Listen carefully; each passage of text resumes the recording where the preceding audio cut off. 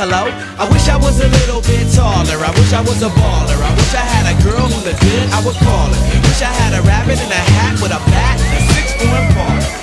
I wish I was like 6'9" so I could get with Leoshi, cause she don't know me, but yo, she's really fine. You know I see her all the time, everywhere I go, and even in my dreams I can scheme a way to make her mine.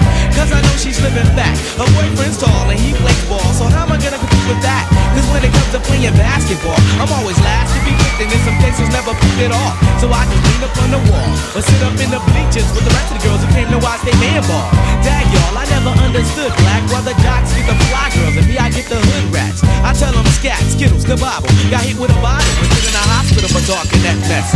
I confess it's a shame when you living in a city that's the size of a box and nobody knows your name. Glad I came to my senses like quick, got sick to my stomach, overcoming my thoughts of me and her together, right? So when I asked her out, she said I wasn't that type. I wish I was a little bit taller. I wish I was a baller. I wish I had a girl who looked good, I would call her. Wish I had a rabbit in a hat with a bat and a 6'4" party.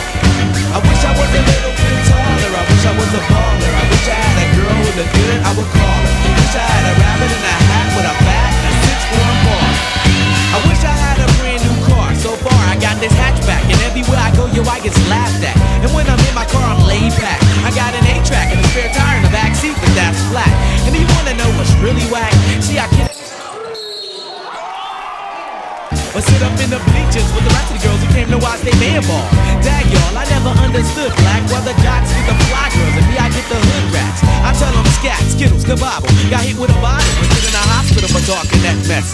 I confess it's a shame when you living in a city that's the size of a box and nobody knows your name. Glad I came to my senses like quick, got sick to my stomach, overcoming my thoughts of me and her together, right? So when I asked her out, she said I wasn't